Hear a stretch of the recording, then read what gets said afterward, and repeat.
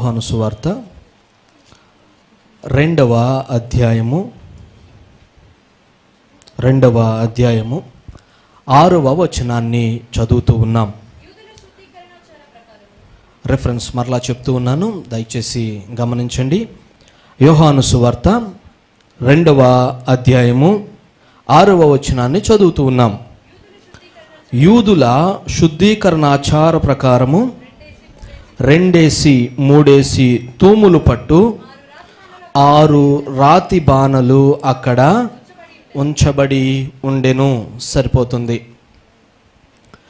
యేసు ప్రభువారు గలిలయలోని కానా అనేటువంటి ఒక ఊరిలో వివాహానికి అటెండ్ అయినటువంటి సందర్భం గురించినటువంటి మాట.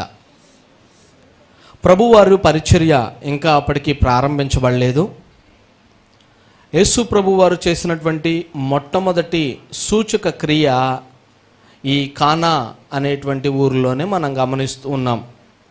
ఇప్పుడు మనం చదువుతున్నటువంటి ఈ సందర్భంలోనే యేసు ప్రభువారు వారి యొక్క మొట్టమొదటి సూచక క్రియను చేసినట్లుగా మనం గమనిస్తూ ఉంటాం. ఆ చేసినటువంటి కార్యాన్ని చూసినటువంటి శిష్యులే ఆయన వెంబడించడానికి ఎంతగా ఇష్టపడుతున్నారో మరలా చదువుదాం రండి కిందకు ఒకసారి. 11వ వచనము. గలిలయలోని కానాలో యేసు ఈ మొదటి సూచక క్రియ చేసి తన మహిమను బయలుపరచెను. అందువలన ఆయన శిష్యులు ఆయన యందు విశ్వాసముంచిరి. చూసారా, యేసు ప్రభు వారు చేసినటువంటి మొట్టమొదటి ఆశ్చర్యమైనటువంటి సూచక క్రియను శిష్యులు ఎప్పుడైతే చూశారో వారి హృదయాలలో విశ్వాసము అనేటువంటిది మరి ఎక్కువగా ప్రారంభమైనట్లు మనం గమనిస్తూ ఉన్నాం. ప్రభువును విశ్వసించటం అప్పుడు ప్రారంభించారు. అప్పటి వరకు ప్రభువు నన్ను మీ వలలను విడిచిపెట్టి నా యొద్దకు రండి అనగానే వాటిని విడిచిపెట్టి వచ్చారు. ఏం జరుగుతుందో తెలీదు, ఏం జరగబోతుందో అర్థం కాదు. కానీ ప్రభు వారిని వెంబడించడం వరకే వారు చేస్తున్నటువంటి పని. ఎప్పుడైతే ఈ మొట్టమొదటి సూచక క్రియ ఈ విశ్వాసపు పరిణితిలో వారు పెరిగారో దాని తర్వాత నుంచి వారి జీవితాలు నెక్స్ట్ లెవెల్లో కట్టబడినట్లుగా మనం చూస్తూ ఉంటాం. ఎంతగా కట్టబడ్డారు అంటే మనకు క్రొత్త నిబంధనలోని కొన్ని బుక్స్ను వారు రాయటానికి పామరులుగా ఉన్నటువంటి వారు, చేపలు పడుతున్నటువంటి వారు, ఇంకా వారు చేస్తున్నటువంటి పని అంతా ఎడ్యుకేషన్కి సంబంధించినటువంటిది కాకపోయినా వారు పుస్తకాలు రాసేటువంటి రీతిలో విశ్వాసము వారిని వెంబడించి దేవుని యందు విశ్వాసములో పరిణితి చేయటానికి ఎంతగా తోడ్పడింది అంటే ఈ మొట్టమొదటి సూచక క్రియను చూస్తే మనకు అర్థమవుతుంది. దానిని గూర్చే ఈరోజు మనం నేర్చుకోబోతున్నాం. యేసు ప్రభు వారిని వెంబడించినటువంటి ఆయన శిష్యులు మరణము వరకు ఆయన్ను వెంబడిస్తూనే ఉన్నారు. యేసు ప్రభువును అప్పుడు వెంబడించడం ప్రారంభించి విశ్వసించడం ప్రారంభించినటువంటి ఆ శిష్యులు శత్రువులు వారిని పట్టుకొని కొట్టినా దేవుని విడిచిపెట్టకుండా, శత్రువులు వారిని పట్టుకొని హింసించిన ప్రభువును విడిచిపెట్టకుండా, శత్రువులు వారిని పట్టుకొని సిలువ వేసిన ఆయన్ను విడిచిపెట్టకుండా, శత్రువులు వారిని పట్టుకొని శిరచ్ఛేదన చేసిన ఆయన్ను విడిచిపెట్టకుండా ప్రభువునే వెంబడించడానికి విశ్వసించడానికి గల కారణమైనటువంటి ఆ సూచక క్రియను గూర్చి ఈరోజు మనము చూస్తూ ఉన్నాము, నేర్చుకుంటూ ఉన్నాము. అందులో ఒక భాగంగానే ఈరోజు ఒక వాక్యాన్ని మనం చదివాం. మరలా వచనాన్ని చదువుతున్నాను, గమనించండి. యూదుల శుద్ధీకరణ ఆచార ప్రకారము 2-3 తూములు పట్టు 6 రాతి బాణలు అక్కడ ఉంచబడి ఉండెను. 6 రాతి బాణలు అక్కడ 2-3 తూములు పట్టు అన్నటువంటి దాన్ని మనం గమనిస్తూ ఉన్నాం. దీన్నే ఇంగ్లీష్లో మనం ఒకసారి చదివినట్లయితే, అర్థం చేసుకోవడానికి ప్రయత్నం చేసినట్లయితే అక్కడ 2-3 అన్నటువంటి మాటను ఇంగ్లీష్లో 20 or 30 gallons ఆఫ్ వాటర్ పట్టేటువంటి బాణలు ఉన్నాయి అని రాస్తున్నట్లుగా గమనిస్తూ ఉన్నాం. 20 లేకపోతే 30 గ్యాలాన్స్ పట్టేటువంటి ఒక్కొక్క రాతి బాణను గురించి వివరించడం జరుగుతుంది. 2 3 అంటే తూము అంటే మనం ఏం చెప్పాలి అంటే 20 or 30 గ్యాలన్స్ అనేటువంటి దాన్ని తెలుగులోకి తర్జుమా చేయటాన్ని మనం గమనిస్తూ ఉన్నాం. మనకు అర్థమయ్యే రీతిలో ఈ విధముగా మనకు వారు అందించినట్లుగా మనం గమనించాలి. సరే, దీన్ని ఒకసారి మనం అర్థం చేసుకోవడానికి ప్రయత్నం చేద్దాం. ఒక గ్యాలన్ అంటే దరిదాపుగా 8 నుంచి 9 లీటర్ల వాటర్ పట్టేటువంటి పరిస్థితి అని అర్థం చేసుకోవాలి. అంటే దరిదాపుగా ఒక్క శుద్ధీకరణ బాణలో దరిదాపుగా 240 లీటర్ల నీళ్లు పడతాయి. 240 లీటర్ల నీళ్లు ఒక్క బాణలో పట్టడానికి అవకాశం ఉంది. అంటే ఆ బాణ ఎంత ఎత్తైనటువంటిదో ఎంత వెడల్పైనటువంటిదో కూడా మనం ఒకసారి ఆలోచించాలి. యూదులు శుద్ధీకరణ ఆచార ప్రకారము అని చెప్తూ ఉన్నారు. అంటే వారు దాన్ని ప్రతిసారి ఉపయోగించేటువంటి ఒక బాణ అయి ఉండొచ్చు. లేకపోతే యూదులకు ఉన్నటువంటి ఒక ఆచారమును మనం గమనించాలి అంటే మార్కు సువార్త 7వ అధ్యాయంలో మనం గమనిస్తూ ఉంటాం. శాస్త్రులు పరిచయులు అయినటువంటి వారు యేసు ప్రభు వారి శిష్యుల మీద ఒక కంప్లైంట్ చేస్తూ ఉంటారు. ఆ కంప్లైంట్ ఏంటంటే, నీ శిష్యులు చేతులు కడుక్కోకుండానే భోజనం చేస్తున్నారు, మన పితరులకు ఉన్నటువంటి ఆచారములను వారు లెక్క చేయట్లేదు, వారు పట్టించుకోవట్లేదు అన్నటువంటి విషయాన్ని ప్రభు వారి దగ్గర కంప్లైంట్ చేయటాన్ని మనం గమనిస్తూ ఉంటాం. అంతేకాదు 3వ అధ్యాయం యోహాను సువార్త 3వ అధ్యాయంలో కూడా ఒక మాట రాయబడి ఉంటుంది. ఆ మాట శుద్ధీకరణ విషయమై శిష్యులతో ఒక చిన్న గలాట జరిగింది, ఆ విషయమై వారు చర్చించుకుంటూ ఉన్నారు యోహాను శిష్యులు అన్నటువంటి దాన్ని కూడా మనం గమనించవచ్చు. అంటే యూదులు శుద్ధీకరణను గూర్చినటువంటి దానిలో చాలా నిష్ట కలిగినటువంటి వారిగా మనకు కనబడుతున్నట్లుగా ఈ వాక్యాలను బట్టి మనం గ్రహించవచ్చు. శుద్ధీకరణ అనేటువంటి దాన్ని చాలా ప్రాముఖ్యమైనటువంటి దాన్నిగా యూదులు ఎంచుతారు అన్నటువంటి విషయాన్ని కూడా మనం ఈ వాక్యంలో నుంచి చదువుకోవచ్చు. అంటే ఎవరైనా భోజనం చేయాలి అంటే చేతులను శుభ్రపరచుకోవాలి. పక్కన ఉన్నటువంటి సంతలోనికి ఒకవేళ వారు వెళ్ళొచ్చినట్లయితే స్నానం చేసి కానీ వారు భోజనం తినరనమాట. అంత నిష్టగా అంత కఠినమైనటువంటి వారు పెట్టుకున్నటువంటి ఆ నియమాలు అలా ఉండేటువంటివి. వాటిని ఆచారపూర్వకంగా వారు చేస్తున్నటువంటి విధానాన్ని ఇక్కడ మనకు ఈ రచయిత రాస్తూ ఉన్నారు. ఈ రచయిత రాయటానికి గల ఉద్దేశాలను కూడా మనం తెలుసుకోవాలి. మనం ఇంపార్టెంట్ కాదు అనుకుంటే పరిశుద్ధాత్మ దేవుడు ఆ మాటలను మనకు రాయించి ఇచ్చేటువంటి వారు కారు. పరిశుద్ధాత్మ దేవుడు రాయించి మనకు ఈ మాటలను అందించారు అంటే దీనిలో ఒక విశిష్టత ఉన్నది, దీనిలో ఒక గ్రహించవలసినటువంటి పద్ధతి ఉన్నది అన్నటువంటి దాన్ని కూడా మనం గ్రహించాలి, మనం నేర్చుకోవాలి. చూడండి, 6 తూములు లేకపోతే 6 రాతి బాణలు, 2 3 తూములు పట్టు బాణలు ఉన్నాయి. దరిదాపుగా 240 లీటర్ల నీళ్లు పట్టేటువంటి బాణగా దాన్ని మనం చదువుకున్నాం, తెలుసుకోవడానికి ప్రయత్నం చేస్తూ ఉన్నాం. అంటే సుమారుగా దాన్ని మనం చూస్తూ ఉన్నప్పుడు ఒక రాతి బాణ అని చెప్పబడింది. అంటే ఇప్పట్లాగా ఒక సారి మీద పెట్టి దాన్ని చక్కగా బాణలాగా చేసినటువంటిది కాదు, అది రాతి బాణ అని మాట్లాడుతూ ఉన్నారు. రాతి బాణ అన్నప్పుడు ఆ పెద్ద ఒక రాయిని తీసుకుని ఆ రాయిని ఏం చేయాలి? తొలవాలి. ఏం చేయాలి? తొలవాలి, దాన్ని చెక్కాలి, దాన్ని ఒక షేపుకు తీసుకురావాలి. ఆ షేపుకు తీసుకొచ్చినప్పుడు మాత్రమే అది బాణగా మార్చబడుతుంది. 240 లీటర్ల నీళ్లు పట్టేటువంటి ఒక బాణగా మార్చబడుతూ ఉంది. అంటే అది ఎంత పెద్ద కొండ లేకపోతే ఎంత పెద్ద రాయో మనం అర్థం చేసుకోవాలి.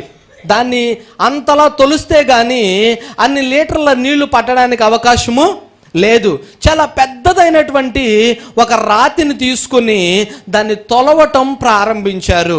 దాన్ని తొలిచి దానిలో నీళ్లను సేవ్ చేయటానికి ఇష్టపడుతున్నారు యూదులైనటువంటి వారు. ఈరోజు మనం నేర్చుకునేటువంటి పాఠం, ఈరోజు మనం తెలుసుకోవలసినటువంటి ముఖ్యమైనటువంటి అంశము, అలాంటి ఒక రాతి బాణ లేకపోతే అలాంటి ఒక రాయి తొలవబడాలి, అలాంటి ఒక రాయి లోతుగా తొలవబడాలి.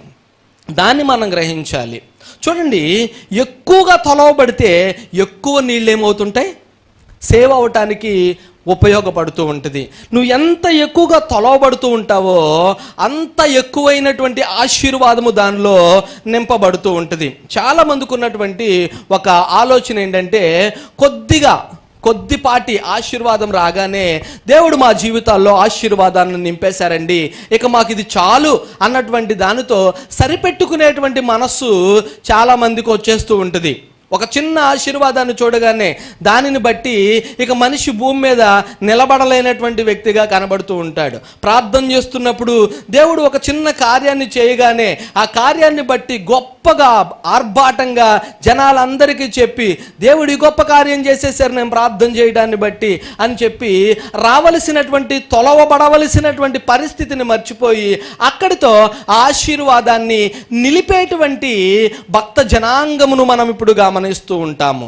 చూడండి, తొలవబడటం అనేటువంటిది మన జీవితంలో ఎప్పటికీ ఆపబడకూడదు.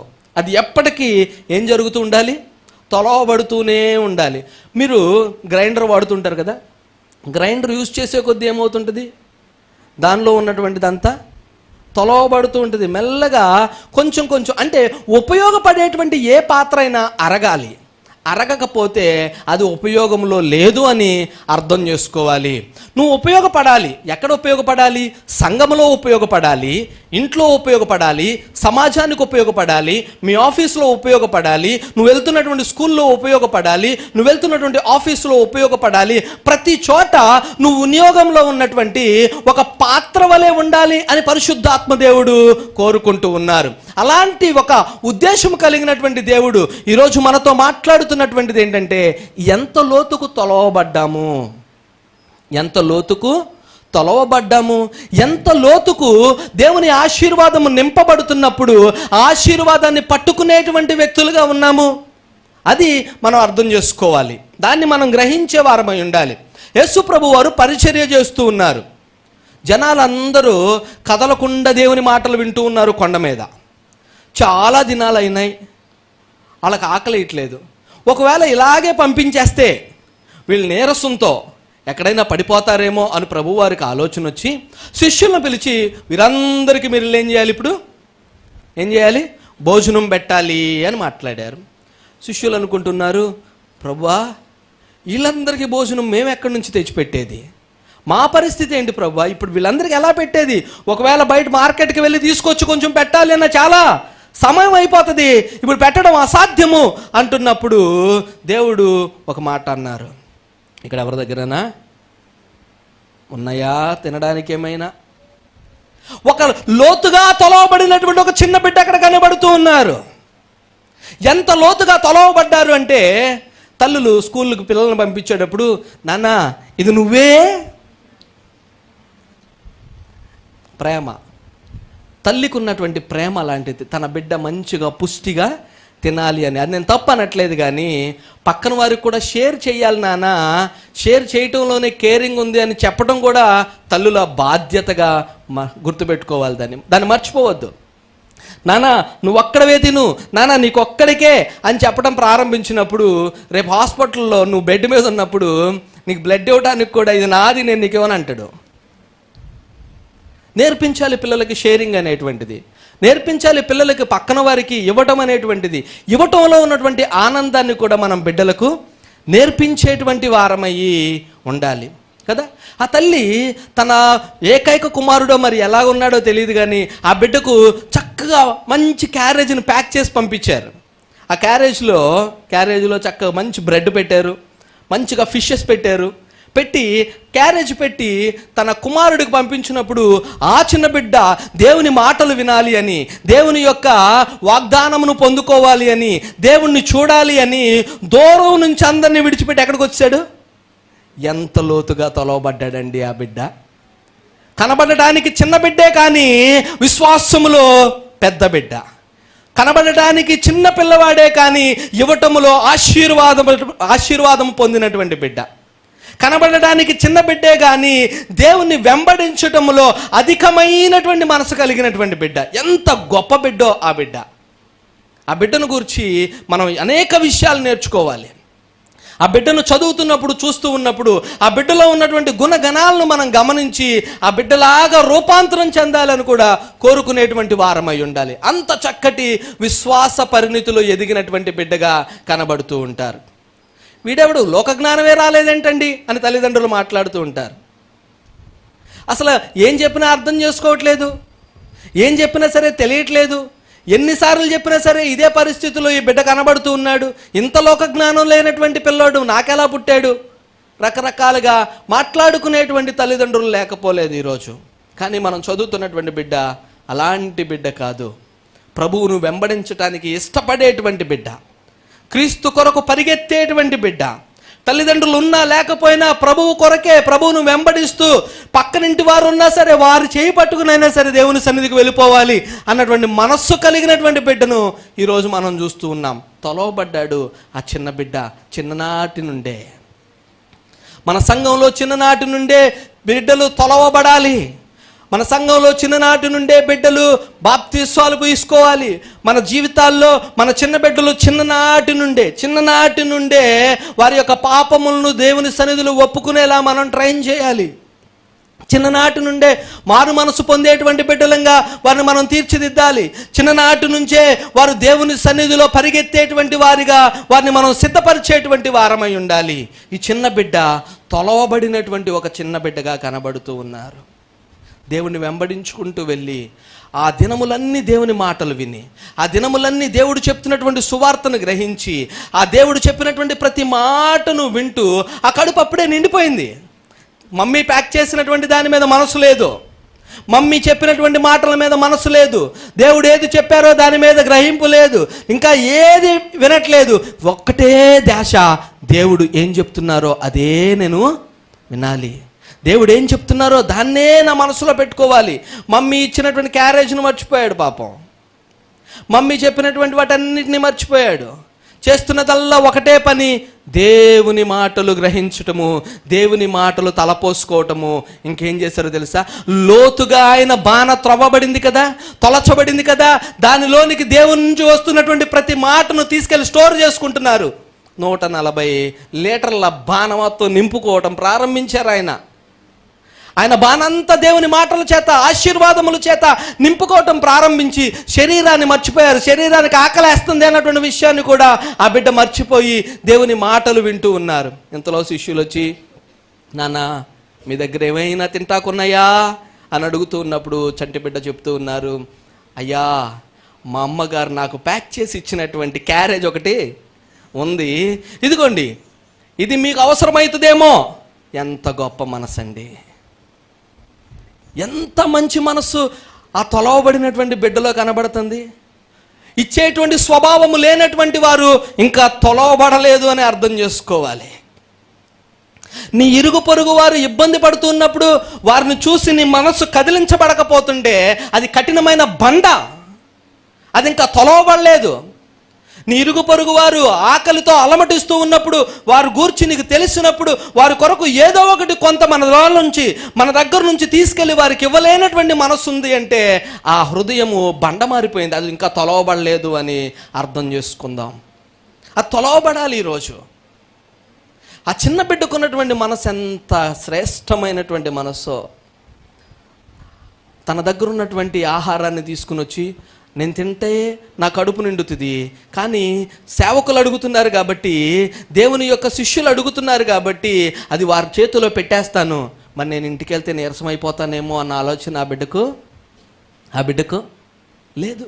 చిన్నవాడే కానీ ఆలోచనలో మెండుగా తొలవబడినటువంటి వ్యక్తి, చిన్నవాడే, చూపులకు చిన్నవాడే, కానీ దేవునిలో అధికమైనటువంటి స్థానంలో నిలవబడినటువంటి ఒక చిన్న బిడ్డ. ఆ బిడ్డ ఎంత గొప్ప వ్యక్తి అండి ఆ బిడ్డ.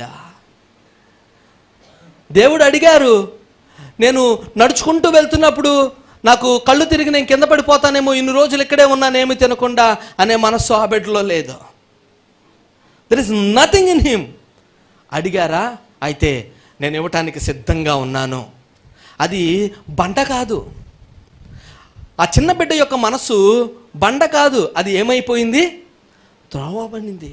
తొలవబడింది, లోతుగా తొలవబడి, లోతుగా చెక్కబడి, లోతుగా ఆ యొక్క హృదయము తొలవబడటాన్ని బట్టి, ఆ తొలవబడినటువంటి హృదయంలో ఉన్నటువంటి ప్రతి తలాంతు ఆ బిడ్డను దేవుని సన్నిధిలోనికి నడిపించడం ప్రారంభించింది, దేవునికి దగ్గర చేయడం ప్రారంభించింది.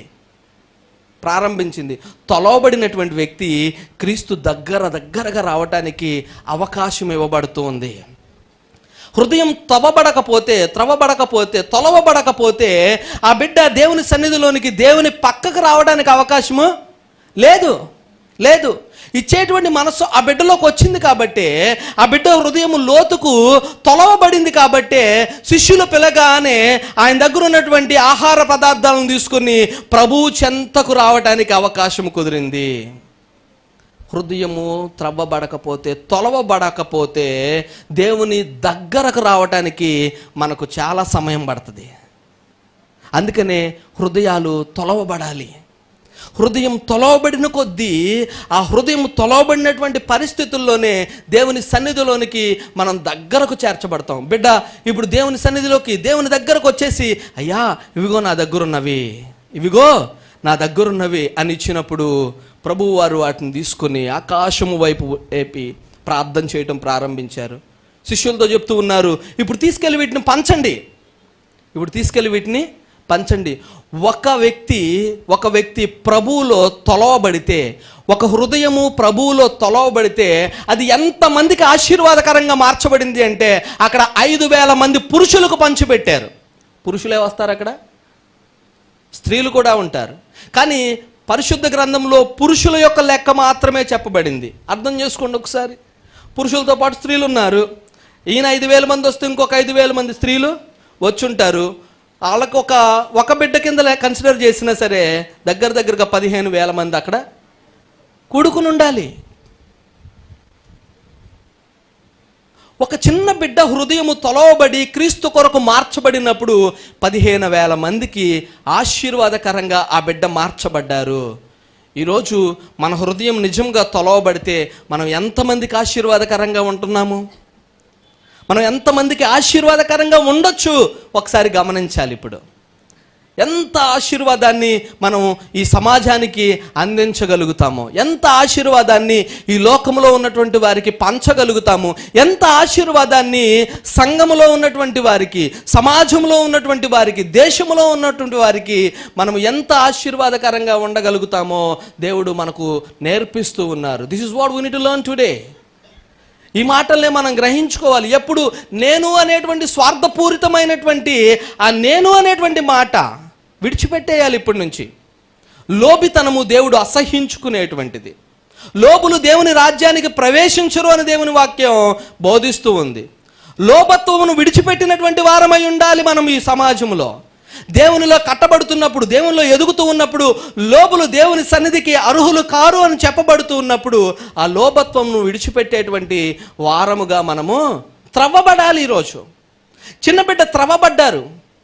ఆ చిన్న బిడ్డ హృదయము లోతుకల్లా త్రవ్వబడింది. ఆ రాతి బాణ ఇప్పుడు రాతి బాణలా లేదు, అది బండలా కనబడట్లేదు, కానీ అది అనేక మందికి ఆశీర్వాదకరంగా అంచుల మట్టుకు నింపబడినటువంటి ఒక బాణగా మనము గమనిస్తూ ఉన్నాము. అందుకనే ఆ బిడ్డ హృదయము అనేక మందికి దీవెనైపోయింది.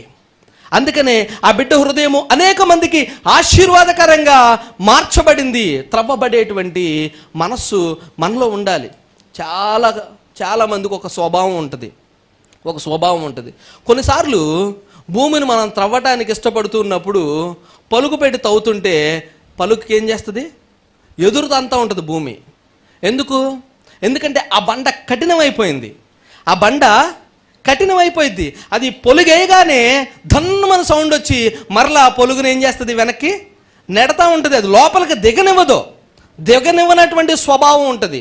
దేవుని వాక్యము ఎంత చెప్తున్నా ఇది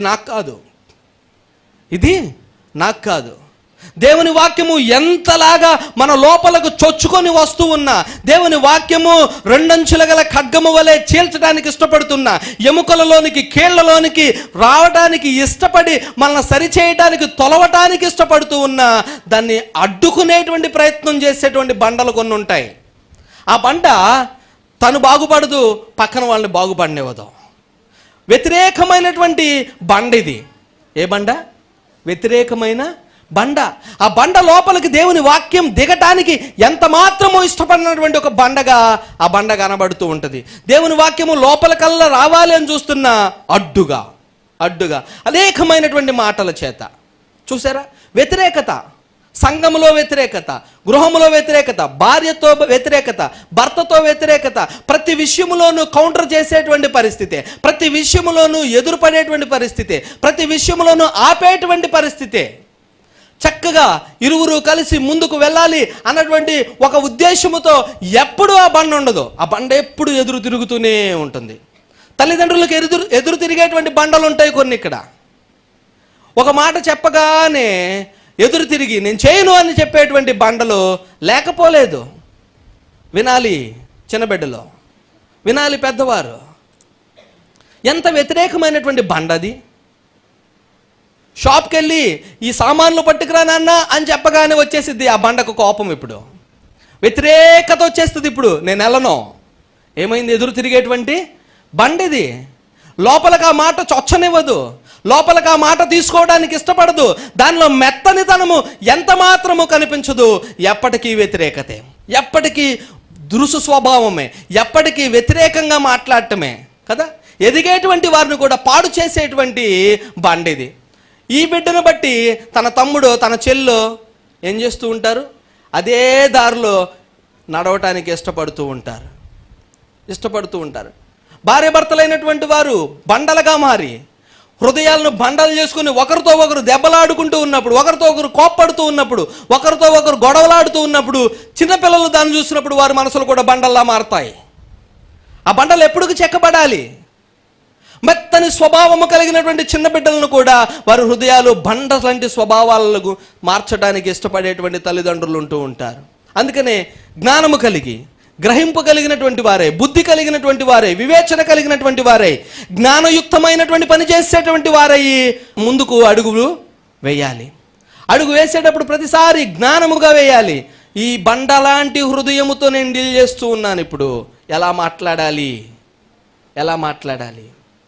ఒకవేళ దేవుని సన్నిధిలో నువ్వు కట్టబడినటువంటి వ్యక్తిగా, మృదు స్వభావము కలిగినటువంటి ఒక వ్యక్తిగానే ఉండి బండలాంటి ఒక వ్యక్తితో డీల్ చేస్తూ ఉన్నప్పుడు ఆ బండను కూడా మృదత్వానికి మార్చుకునేటట్టుగా నీ బిహేవియర్ ఉండాలి. కానీ ఆ బండతో పాటు నీ హృదయం కూడా బండలా మారితే ఇక ఆ రెండింటికి సంధి ఎప్పుడు కుదురుతుంది? ఆ రెండు బండలు కలిసి కొట్టుకోవడమే తప్ప, శబ్దము రావటమే తప్ప అక్కడ ప్రయోజనకరమైనటువంటిదిగా తొలవబడేటువంటి స్థితిలోనికి ఇంకొక బండను ఎప్పుడు మార్చడానికి ఇంకా అవకాశమే లేదు. అందుకనే మృదు స్వభావము కలిగినటువంటి వారుగా భర్తలు లేకపోతే భార్యలు ఉండాలి. అప్పుడే మరొక వ్యక్తి మార్చబడటానికి అవకాశము ఉంటుంది. ఇంకొక వ్యక్తి మారాలి అంటే మన మృదుత్వం, మన తగ్గింపు స్వభావం, మనలో ఉన్నటువంటి దీన స్వభావము వారిలోనికి ప్రవేశించినట్లుగా చేయాలి. ఆ బండలో రోజు ఈ తల్లిలో ఉన్నటువంటి ప్రేమ అంతా పోస్తూ ఉండాలి కదా.